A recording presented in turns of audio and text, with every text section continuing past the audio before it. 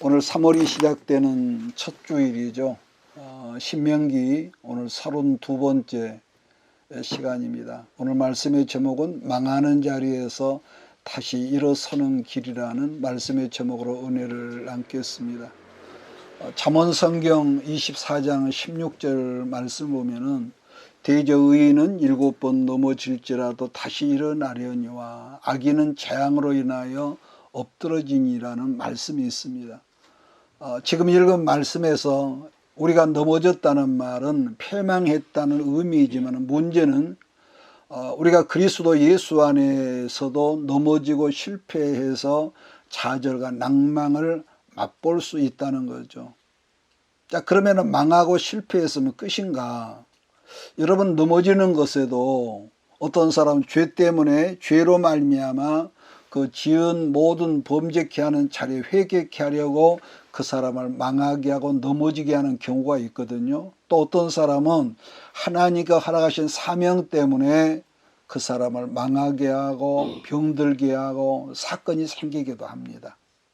왜? 깨닫지 못하니까. 어떤 이는 축복의 그릇을 더 크고 높게 하려고 택하신 사랑하는 사람을 실패하게 하고 망하게 하고 넘어지게 하는 그런 경우도 있거든요. 자, 그런 경우 보통 사람들은 실망해버리고 보여지는 환경 때문에 낙심하는 경우가 많은데, 중요한 것은 그런 실패 상황에서 있을 때에 너무 멀리 가지 마라. 하나님을 떠나가지 말라는 거죠. 왜 그러냐? 여러분, 자기 생각, 자기 감정으로 그 실망에 하나님으로부터 너무 멀리 가버리면은 돌아오는 길이 너무 멀거든요. 길어.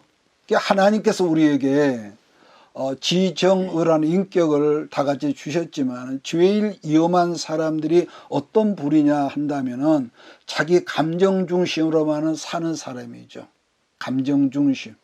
그러니까 감정 중심이거나 이 다혈질의 사람들 때문에 때로는 그것이 활력소가 되고 그 사람들 때문에 많은 도움을 되기도 하지만은 감정 중심이란 이건 그것만 좀 강하면은 그게 하나의 약점이란 말이에요.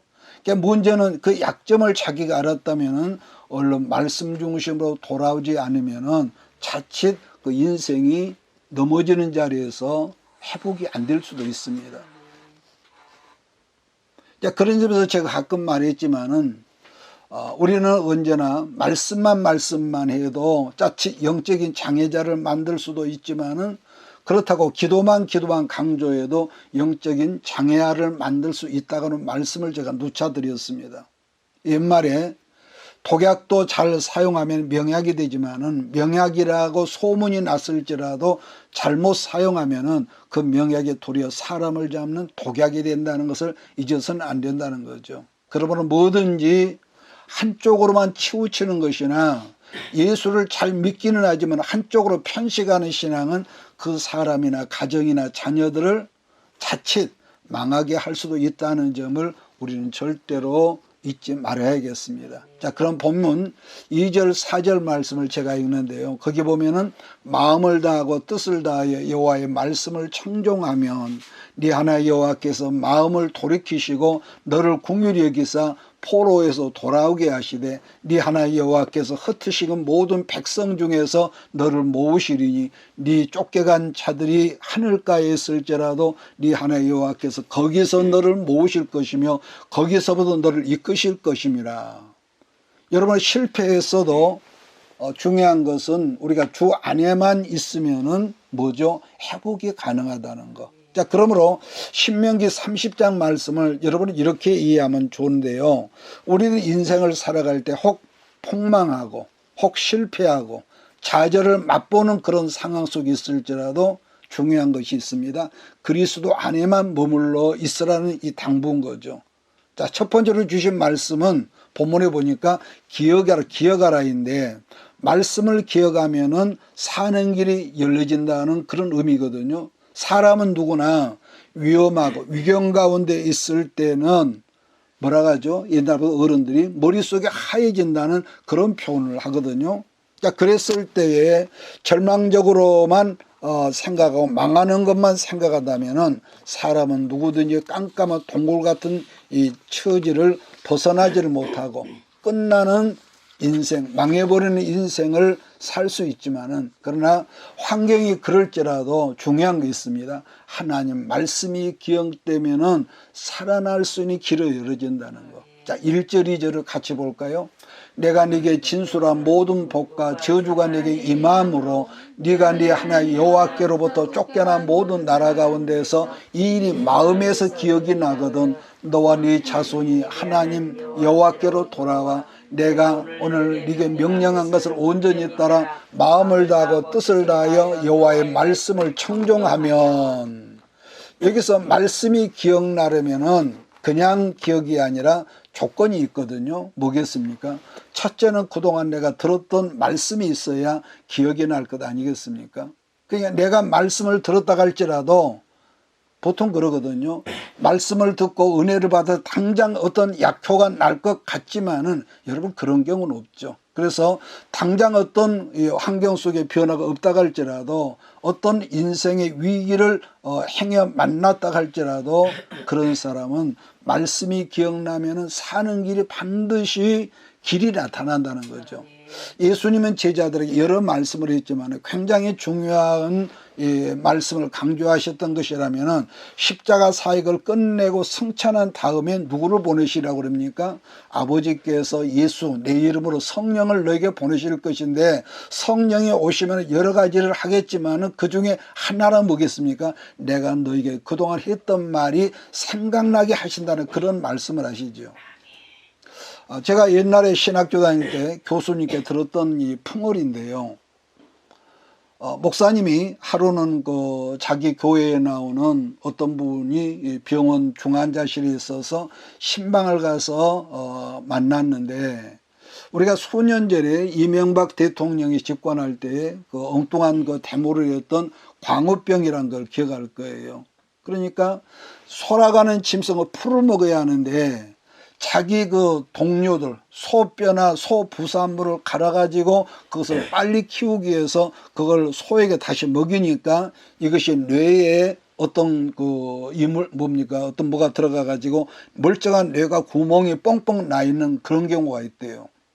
이걸 강우병이라고. 근데 이 환자가 벌써 그때만 40년 가까이 되는, 그런데 그때 당시에 머리에 뇌에 구멍이 나 있는 그 환자가 있어, 자기 교회에.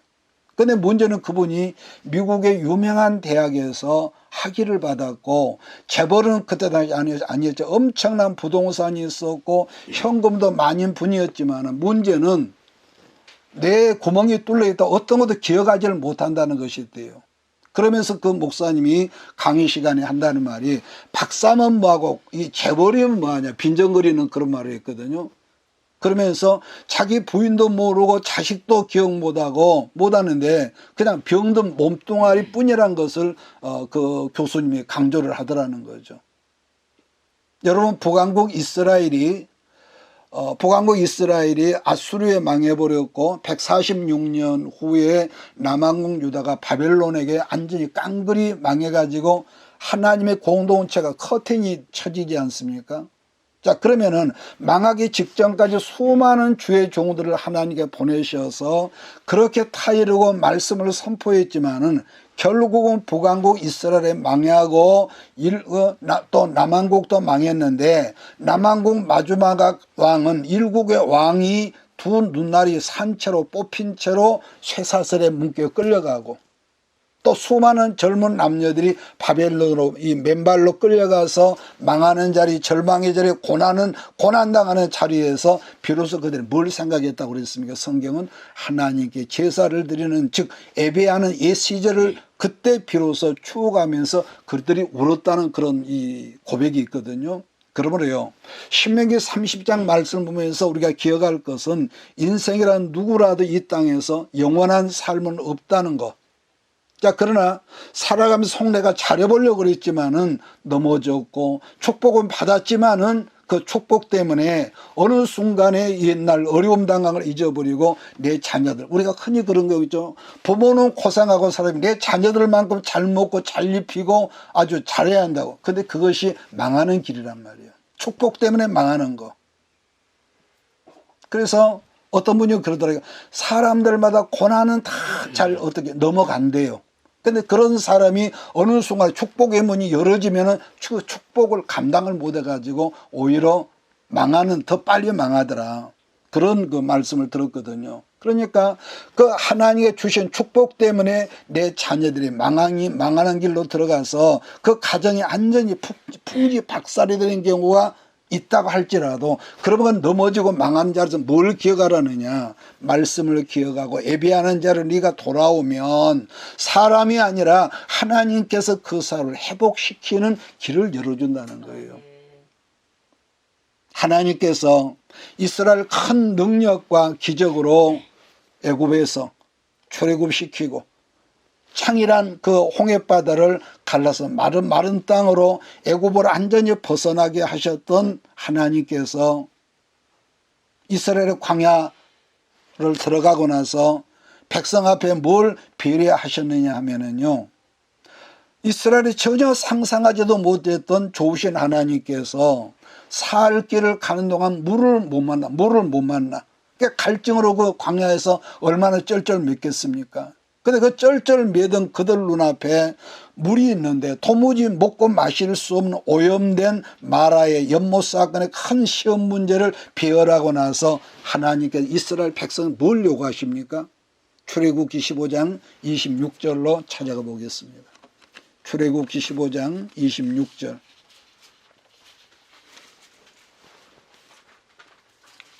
시험 문제를 우리에게 주실 때는요, 거기에서 우리에게 요구하시는 것이 있습니다.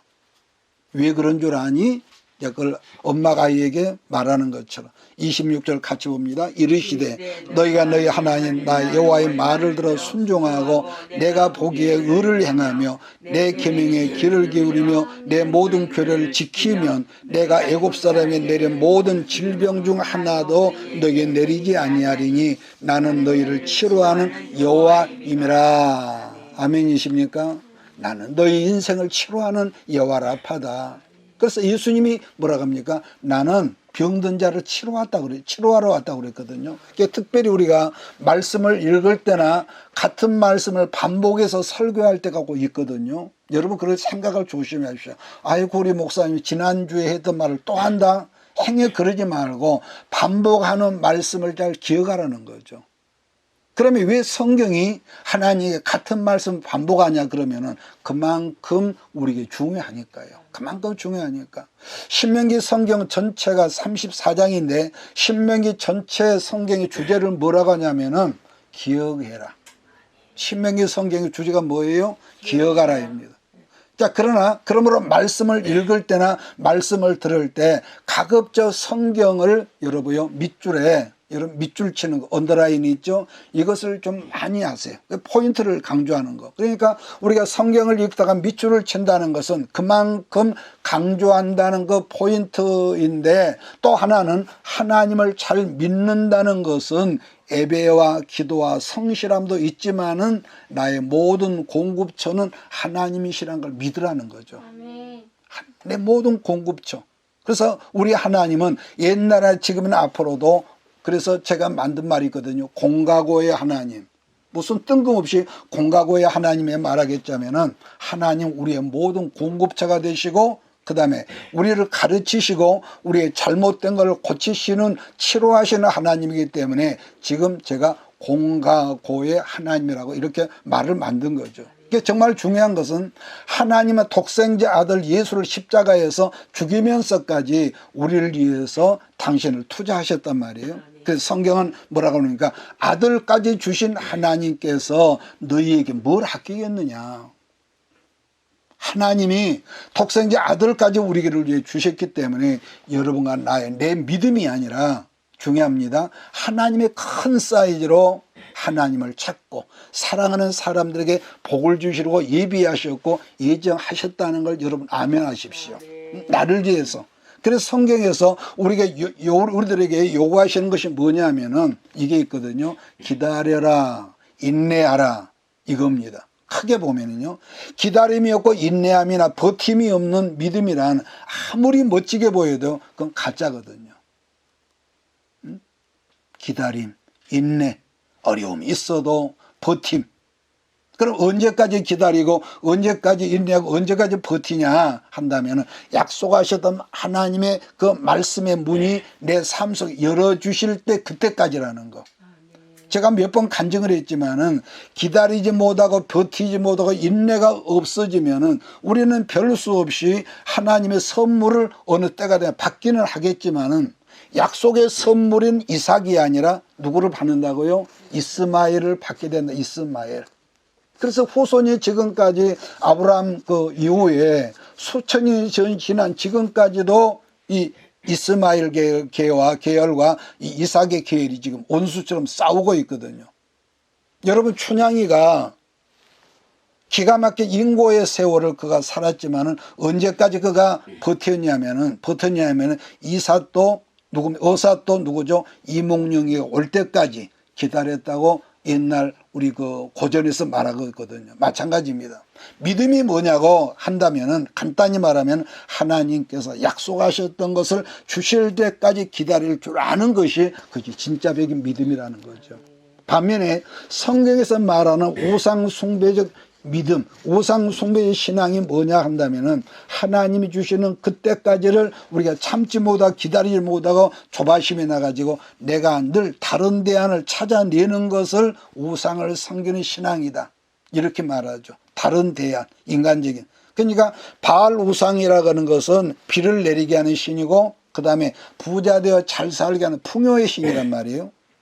여러분, 옛날에는 아이들이 감기만 걸려도 엄마들이 아이를 안고 교회로 쫓아 달려갔지만은 지금은 이 일반 은총이 너무 풍성해서 작은 일만 생겨도 병원부터 찾아가는 이름하여 마켓 신앙이다. 지금은 보통 그렇게 말하거든요.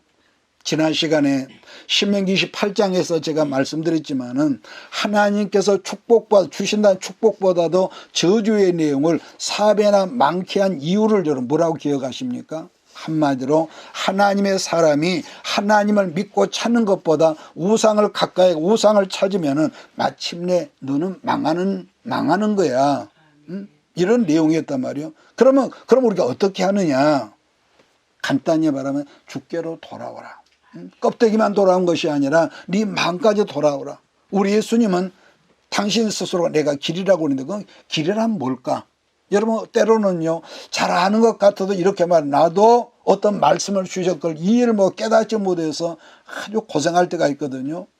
그래서 시편 119편 여러분 105절 말씀을 보면은 주의 말씀은 여러분 기억하시죠? 내 발의 등이요. 그 다음에 내 길의 빛이니다.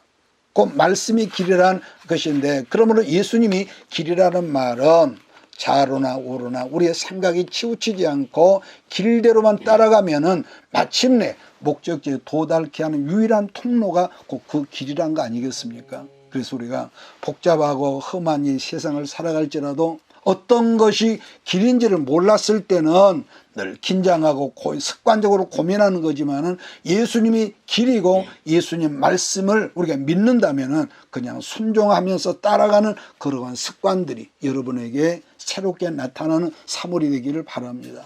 저는 일전에 수년 전에 엉터리 그 내비게이션 때문에 처음 가본 길에서 헤맨 적이 있었거든요. 그랬을 때에 내 생각으로 이 길이 지름길 같아서 어떤 내 생각으로 길을 선택했다가 아이고 세상에 몇 시간을 고생한 적이 있었다고 그러는데, 여러분 길이란 게 그렇게 중요하더라고요. 길이란 것이.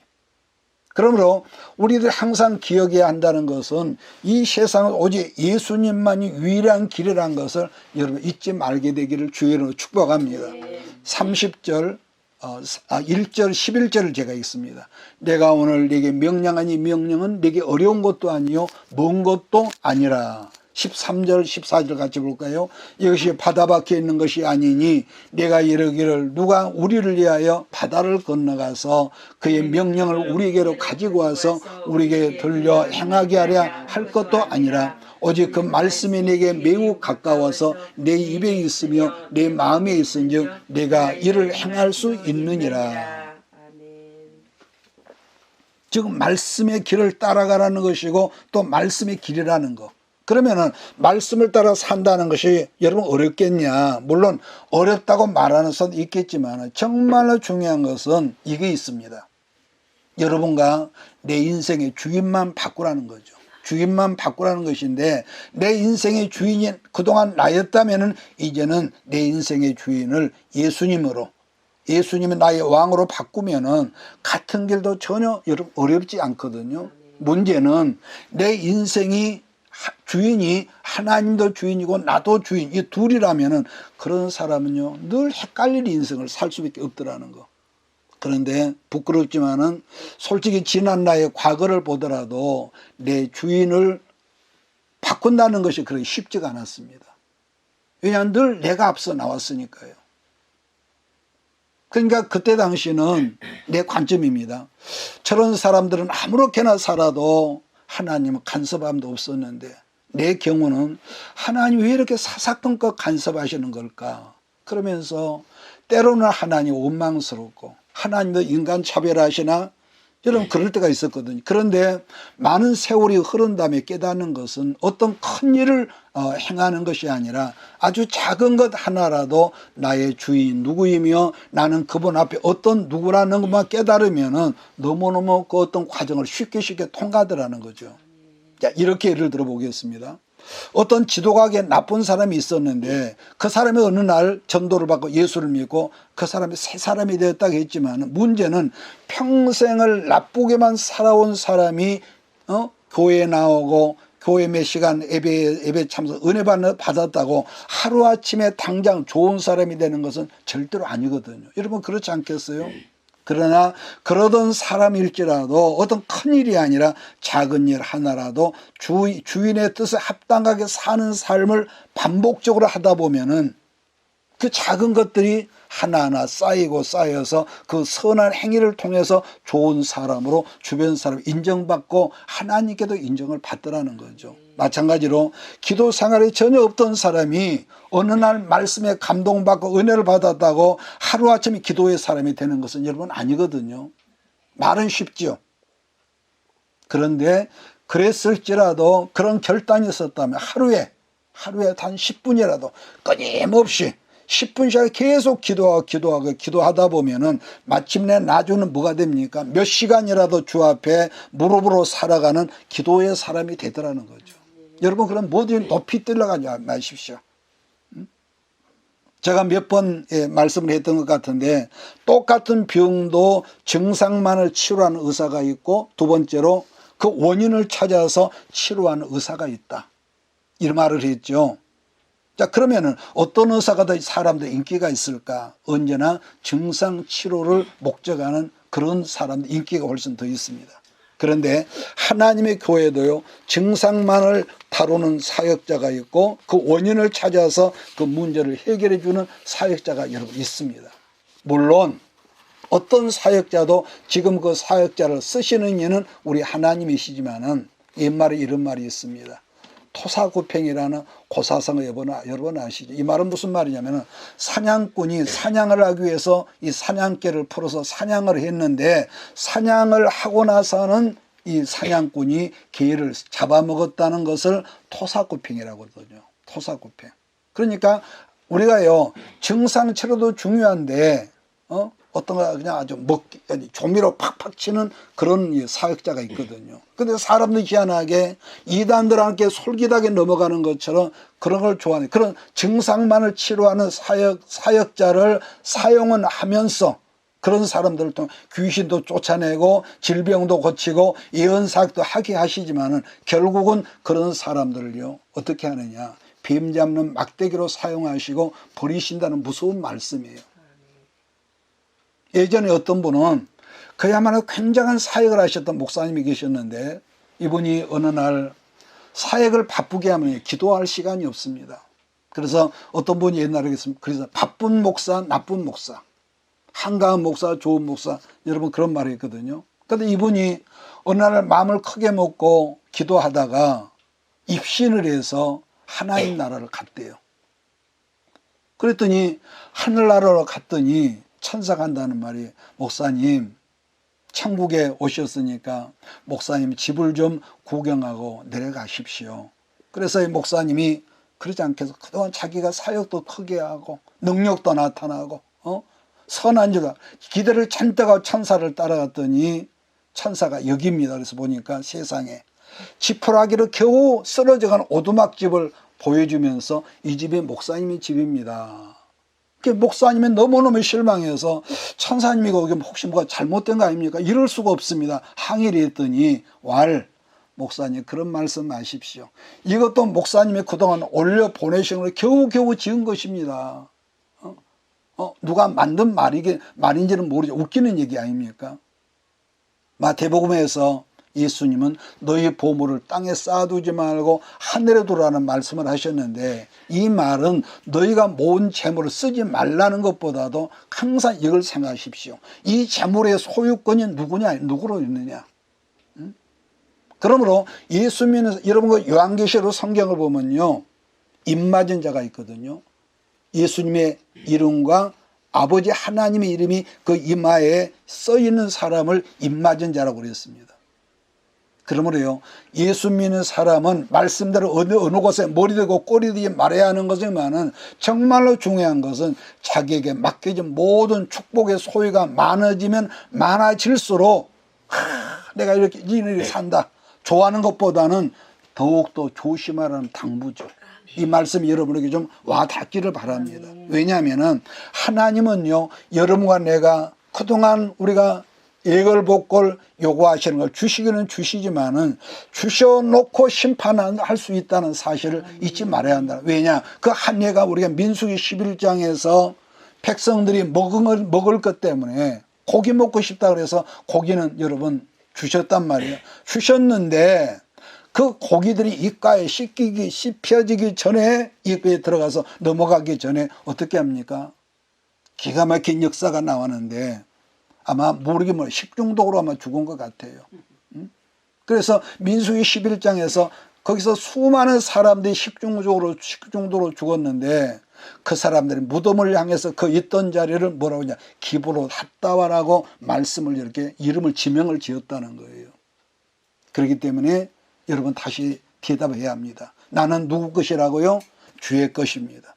내가 주의 것이기 때문에 내 가정도 내게 있는 모든 것도 주의 것이기 때문에 우리는 다만 내 인생의 주인 되신 주께서 우리에게 맡기신 모든 것을 관리하는 청직이라는 사실을 절대로 잊지 마십시오. 내가 낳았으니까 내 새끼다. 그건 여러분 아주 비성경적입니다. 그래서 내가 돈을 많이 벌었으니까 우리 아이 돈도 좀 많이 좋아해요. 아니요. 그건 자기 새끼를 망하게 하는 엄마예요. 절대로요. 아이들은요, 돈을 풍성하게 주면 안 됩니다.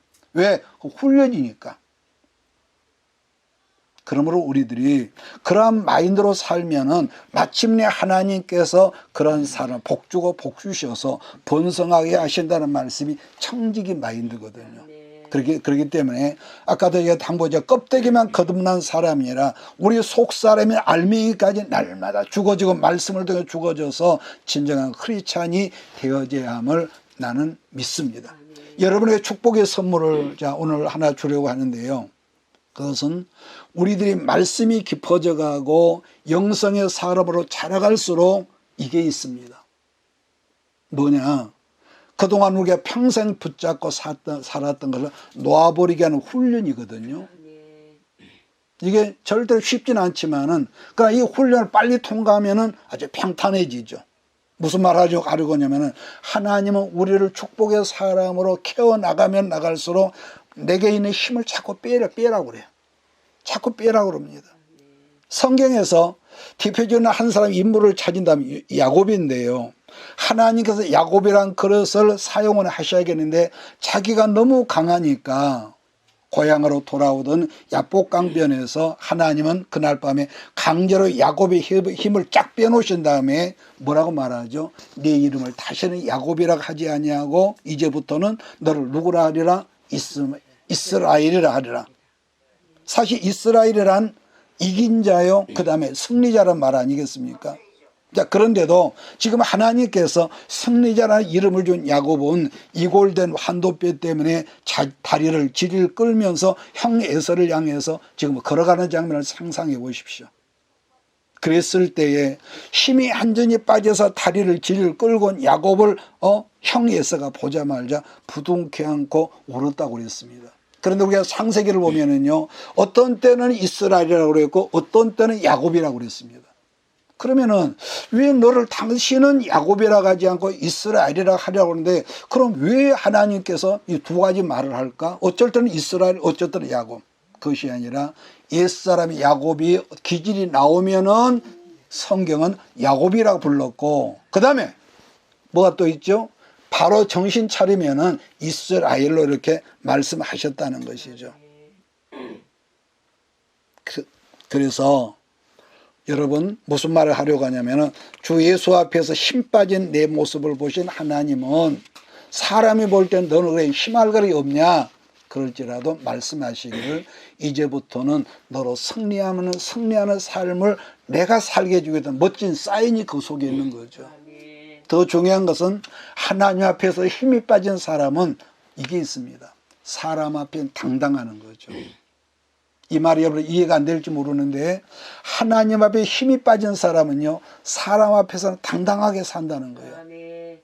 전혀 다른 말 같지만은, 우리가 옛날에 이 대학교 학교에서 공부할 때도 전공 과목이 있고 전공 과목이 아닌 것을 그때는 교환 과목이라고 말했는데, 중요한 것은 인생이 뭔지를 모르는 사람은 보편적으로 전공만 중요시한다는 건데, 그러기에 전공만을 쫓아가는 사람은 그 인격이 깨어지는 인생을 살다라는 거죠.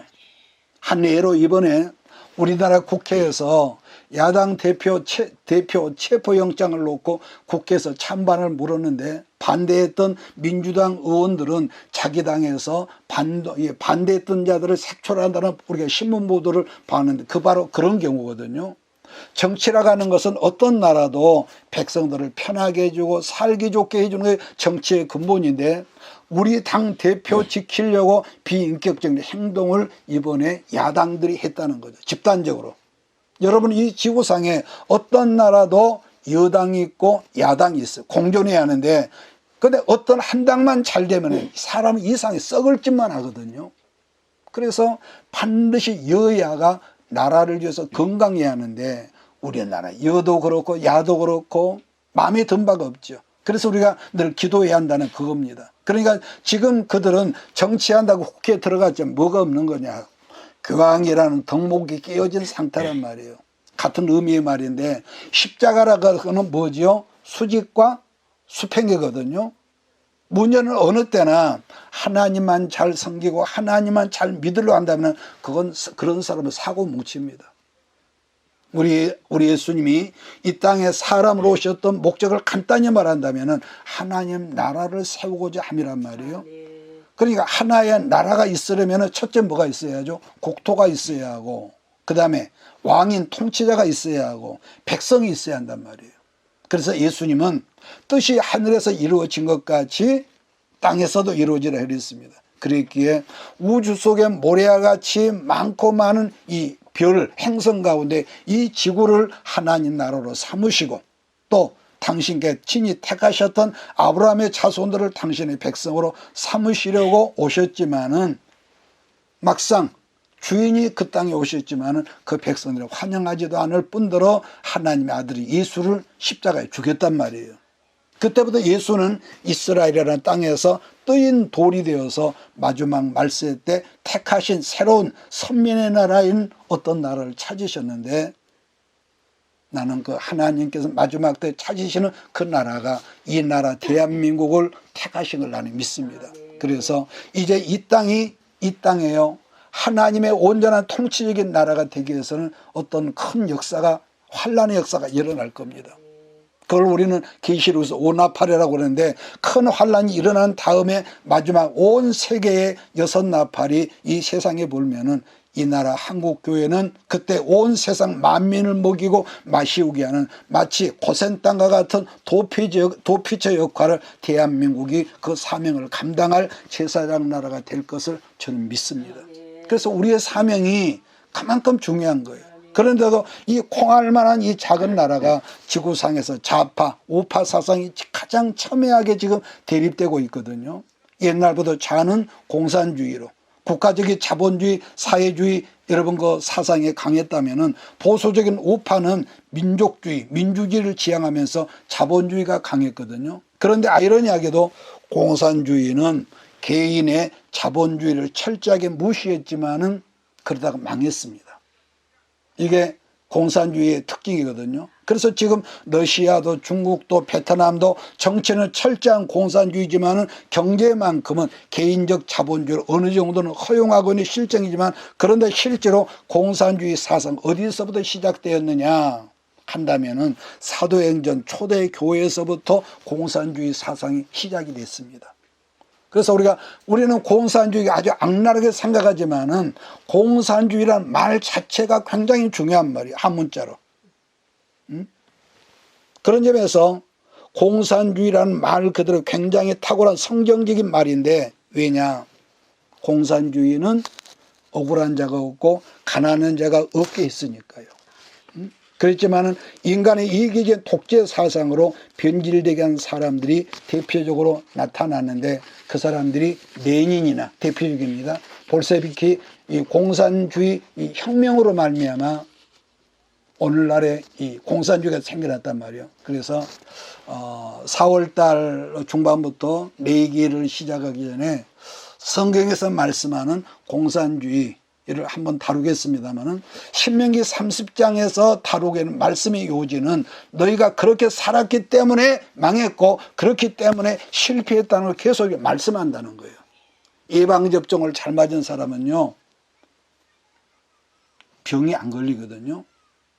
그러면서 우리가 인생을 살아 삶 속에 꼬여진 문제를 먼저 푸는 것이 아니라, 우리는 항상 꼬여진 문제를 풀려고 하죠. 근데 하나님은 그것이 아니라 하나님과의 관계를 계속 먼저 하면서 하나님과 관계를 계속 풀라는 점을 주의 깊게 이렇게 말씀한다는 거죠. 그래서 아까 제가 원인 치료를 말했잖아요. 원인이 해결되지 않으면요, 지역적인 문제는 아무리 여러분 해결된다 하더라도 원인은 그대로 골마 있거든요. 그냥 지금 우리식으로 표현을 한다면은 뭐 그게 큰 것도 아닙니다. 예배드리고 기도하고 선교하고 구제하라는 말씀인데, 그러면 너희들 삶이 궁극적으로 건강해되어진다는 그 말입니다. 큰 거 아니거든요. 자, 19절 20절 말씀을 읽고 오늘 시간 끝내겠습니다. 19절 20절 시작. 내가 오늘 내가 생명과 사망과 복과 저주를 네 앞에 두었은즉 너와 네 자손이 살기 위하여 생명을 택하고 네 하나님 여호와를 사랑하고 그의 말씀을 청종하며 또 그를 의지하라. 그는 내 생명이시요 내 장수이시니 여호와께서 내 조상 아브라함과 이삭과 야곱에게 주리라고 맹세하신 땅에 내가 거주하리라. 본문에서 주목할 생명이란 우리식으로 말한다면 뭐가 생명일까요? 큰 게 아니고 간단하거든요. 아까 그랬죠. 우리가 늘 주 앞에 성실히 예배드리는 삶, 기도하는 삶, 선교하는 삶, 그리고 구제하는 삶이죠. 이것이 인간적으로 결코 큰 일은 아닌 것 같지만은 아까 제가 말했잖아요. 주께서 명하신 작은 일 하나하나라도 우리들이 삶 속에 성실히 행하면 그 작은 것이 뭐죠? 한꺼번에 펑 커진 것이 아니라 하나씩 쌓이게 되다 보면 우리들이 삶 가운데 그 추구하는 모든 일들이 되어질 수밖에 없는 이 설명이 바로 지금 이 말씀이거든요. 어떤 큰 일을 해야만 하나님께서 눈여겨보신 것이 아니라 우리가 삶 속에 실수가 있고, 제가 지난 수요일날 그랬잖아요. 부부싸움도 해라, 다툼도 해라. 그러면서 또 풀어줘야 하고, 그런 우여곡절 속에 있는 우리가 그런 거지만은 그렇다 해서 우리가 뭐 망한 것도 아니고 그러잖아요. 그래서 작은 일 하나하나를 우리가 계속적으로 반복하다 보면은 그것이 덩어리가 커지고, 그것이 아브라함을 시험하실 때 마침내 내가 나를 경외한 줄 알았다 하는 것처럼요. 그래서 우리가 반대로 악한 것도 쌓이면은 그러잖아요. 결국은 어느 날 망하지 않습니까? 그래서 예수님은 하나님의 구약 레위기에서 보면은 제사장들이 성소에 들어가 항상 물두멍에서 물을 떠서 수족을 씻으라는. 그런데 신약에서는 그것을 예수님 뭐래요? 이미 목욕한 자, 예수 믿고 거듭난 자는 삶 속에 있는 우리가 눈으로, 귀로, 입으로, 생각으로 범죄하는 이 자잘한 죄, 이걸 손발로 의미했단 말이에요. 늘 씻으라는 거. 그러나 구원파 같은 이단들은 예수 믿으면 죄에 대해서 할 말이 없다. 다 용서했으니까. 그래서 우리는 그들을 이단이라고 그러죠. 그래서 작은 모래도 물에 던지면 가라앉고 큰 모래도 물에 던지면 가라앉지 않습니까? 그래서 하늘의 모든 일들이 다 그렇다는 거. 그러므로 아무리 선하고 좋은 일도 하루아침 이루어지는 아니라는 거. 또 어떤 일에 집중한다고 그것이 잘 되는 것이 아니라 반복하고 끝내겠습니다. 하나님 은혜, 그 축복 안에서 하나님을 찬양할 줄 알고 하나님을 즐거워하면은 헝클어졌던 어떤 바란스가 맞게 되고 우리 영육이 건강해짐을 믿으시기를 주의를 부탁합니다. 사람이란 원하던 일이 어느 날 헝클어지고 완전히 쪼그라지고 안 되고 안 되면은요 몸만 상한 게 아니거든요. 너무 힘들면은요 몸도 상하지만은 마음이 더 상합니다.